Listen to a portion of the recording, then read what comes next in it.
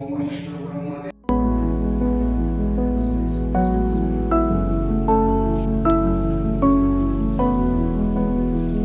नमस्कार मित्रांनो, आपलं स्वागत आहे माझ्या एका नवीन ब्लॉगमध्ये. तर आत्ता आपण आलेलो आहोत कृष्णा नदीच्या कडेला असलेलं हे काशी विश्वनाथ मंदिर या दर्शनासाठी आलेलो आहोत. आणि मेन कारण म्हणजे कसं की आज कृष्णा नदीला म्हणजे काल धोम धरणातून पाणी सोडलेलं होतं आणि वर झालेला प्रचंड पाऊस म्हणजे सातारच्या पश्चिमी साईडला धोम धरणाच्या म्हणजे महाबळेश्वर तिकडे प्रचंड पाऊस चालू आहे. सगळ्याच भागात बऱ्यापैकी कोयना डॅम पण भरलेला आहे. आणि हे जे दोन धरणातून सोडलेलं जे पाणी आहे, तर ते पाणी सोडल्यामुळं आता कृष्णा नदीला बऱ्यापैकी पुराचं एक स्वरूप प्राप्त झालेलं आहे. आणि ते पाणी पाहण्यासाठी पण आम्ही इथं आलेलो आहोत.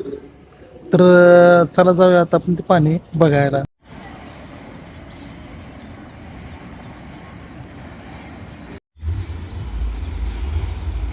हे कृष्णा नदीचं विराट स्वरूप प्राप्त झालेलं आहे दोन धरणातून पाणी सोडल्यामुळं.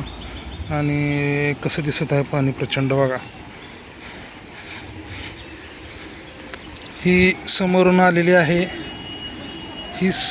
समोरून आलेली आहे वेण्णा नदी आणि इकडून येते ती कृष्णा नदी. आणि इथं कृष्णा आणि वेण्णा नदीचा संगम झालेला आहे.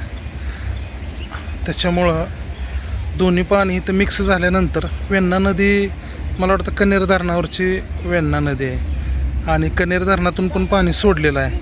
त्याच्यामुळं ह्या नदीला कसं पाण्याचं असं पुढं विशाल स्वरूप प्राप्त झालेलं आहे.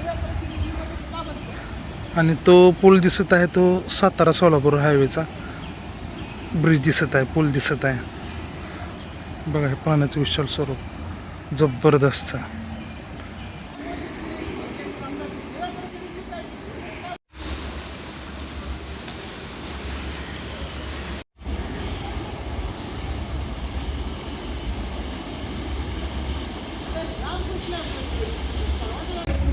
समोर पण महादेवाचंच मंदिर आहे, तिथलं आपण ब्लॉग बनवलेला आहे.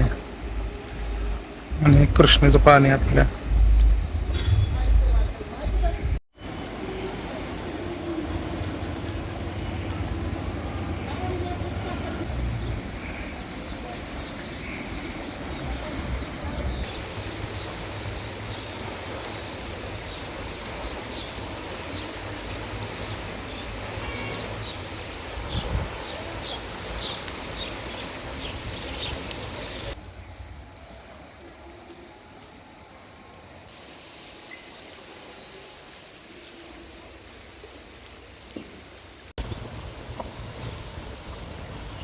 हे असं वाहणारं पाणी बघतच राहावं असं वाटत आहे.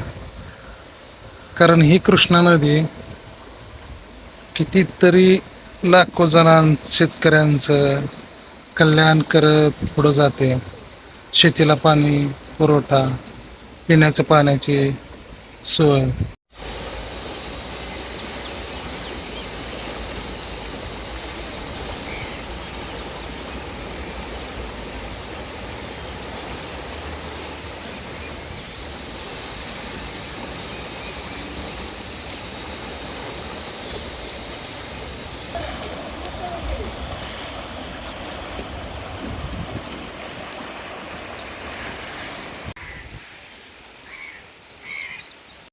तर मित्रांनो, हे वाहणारं कृष्णा नदीचं पाणी पाहिल्यानंतर तुम्हाला कसं वाटलं हे मला तुम्ही माझा ब्लॉग बघितल्यानंतर कमेंट करून सांगा. आणि माझा हा तुम्हाला ब्लॉग कसा वाटला हे मला सुद्धा सांगा. आणि माझ्या चॅनलला सबस्क्राईब करा. धन्यवाद.